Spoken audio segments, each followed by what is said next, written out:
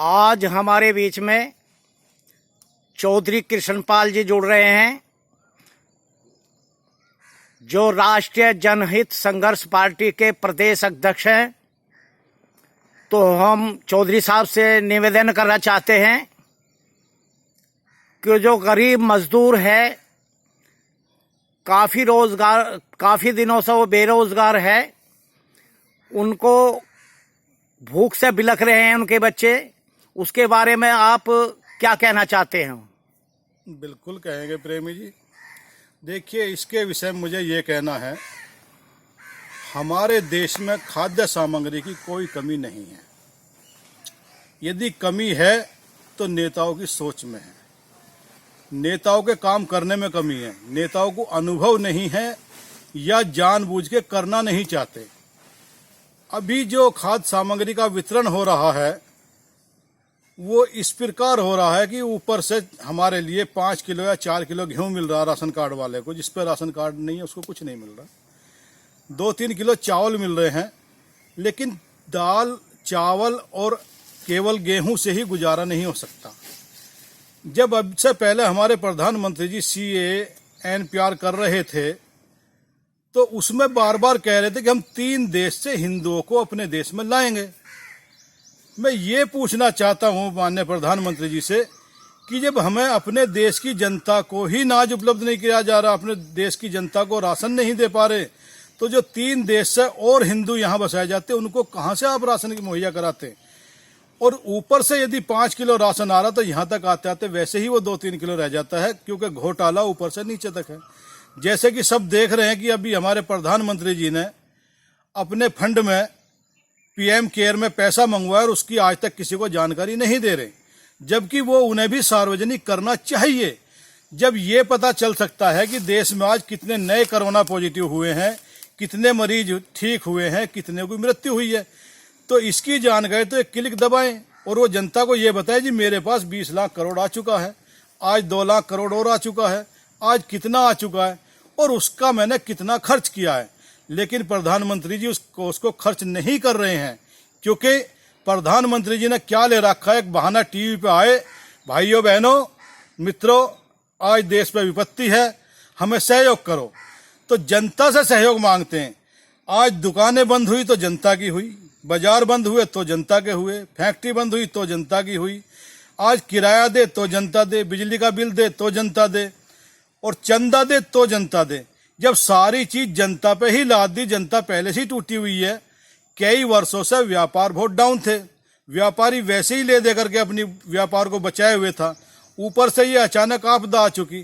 प्रधानमंत्री कोष में बहुत पैसा है, और जब प्रधानमंत्री ये कहते कि हमारी आर्थिक स्थिति ठीक है तो उसे दिखाइए, सिद्ध करिए कहाँ है। लेकिन मुझे तो ये लग रहा है कि देश की आर्थिक स्थिति ठीक नहीं है, प्रधानमंत्री जी की आर्थिक स्थिति ठीक है, इसलिए वो कह रहे हैं कि हमारी आर्थिक स्थिति ठीक है। जनता में जो सुविधा जानी चाहिए थी वो नहीं पहुंच पा रही है।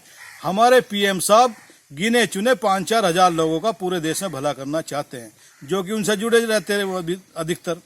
अभी देखा जिन लोगों ने चंदा दिया था चुनाव में, 50-60 लोगों का उन्होंने 68,600 करोड़ रुपया माफ कर दिया। क्या वो गरीब हैं? जो 9-9 करोड़ का एक घोड़ा खरीदते हैं वो कैसे गरीब हैं? और हर तीसरे चौथे महीने बाद उन्हें फिर लोन दे दिया जाता और उनका कर्जा माफ कर दिया जाता। आज हमारे देश के प्रधानमंत्री की और हमारे देश की विदेशों में थू थू हो रही है। हमने सुना कि व्हाइट हाउस ने भी उनको अपने उससे अनफॉलो कर दिया है। अभी जब हमारे देश में खुद भुखमरी है तो हम पहले दूसरे देश की मदद करें या पहले अपनी करें? हमारे देश में जो दवाइयाँ थी बुखार की वो भी इन्होंने विदेश को दे दी। तो हमारे प्रधानमंत्री जी ने सारा भार इस जनता के ऊपर टाल दिया, वो देना नहीं चाह रहे कुछ भी। तो मेरा निवेदन ये, प्रधान जी बाज आइए इन हरकतों से। जैसे आप जनता को छोड़ते जा रहे, जनता भी आपको छोड़ देगी। आज यदि आप सर्वे कराएंगे तो आप कहीं नहीं टिकते। जो आपको जनता ने बड़े उत्साहित होकर के वोट दिया था, यदि आप आज चुनाव करा ले तो आपके 10 MP नहीं आएंगे देश में। और मैं तो यहाँ तक कहूंगा यदि यही दौर चलता रहा तो एक दिन वो होगा कि बीजेपी वाले वोट मांगने जाएंगे और खलवा लेकर लोग इनके पीछे होंगे। तो ऐसी नौबत ना आए, इसको आपको बचाना है। आप देश के राजा हैं, लेकिन आपने तो सीधा ले रखा, क्योंकि जवानी में आपने क्या करा? जवानी में अपने घर के जेवर निकाले, पैसे निकाले, घर छोड़ के भाग गए। ये किया ना आपने। उसके बाद घर वालों ने ढूंढ कर 2-4 साल बाद आपकी शादी कर दी। उसके बाद आपने फिर दूसरा काम कर दिया, अपने जेवर, अपनी पत्नी के जेवर चुराए और घर से फिर भाग गए। अब आप क्या कह रहे हैं कि मैं तो फकीर हूं, झोला उठाऊंगा निकल जाऊंगा।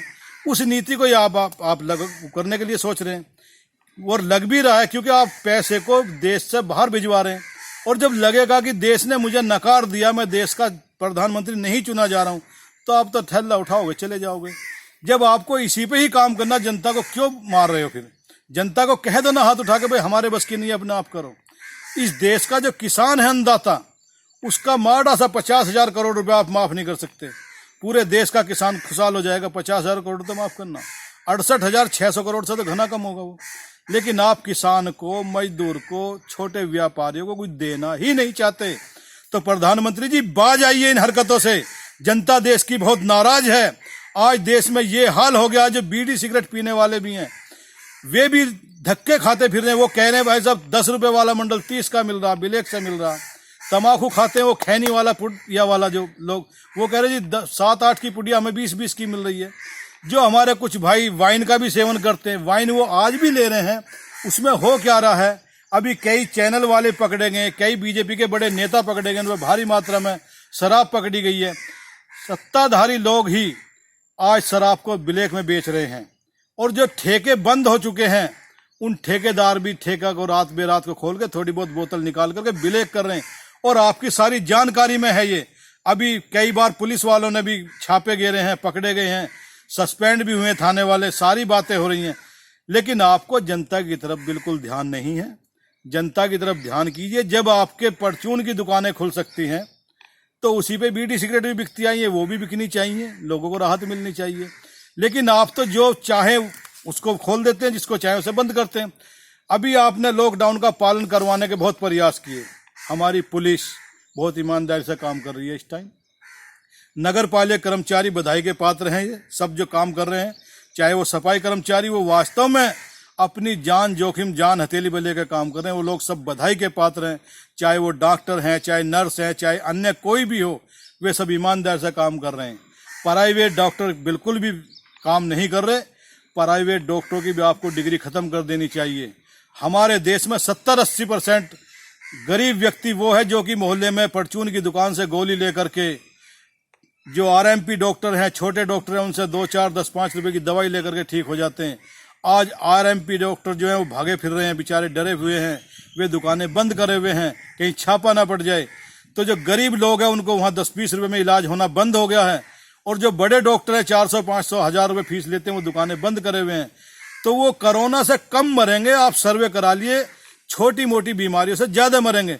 तो मेरा ये भी कहना है कि जो डॉक्टर दुकान नहीं खोल रहे हैं, जो मेडिकल स्टोर वाले स्टोर नहीं खोल रहे हैं, उनके लाइसेंस निरस्त करने की कार्रवाई करिए, उन्हें चेतावनी दीजिए, उन्हें नोटिस दीजिए और उन्हें तुरंत उनकी दुकानें खुलवाइए, ताकि देश की जनता को राहत मिल सके। जय भारत। धन्यवाद चौधरी साहब।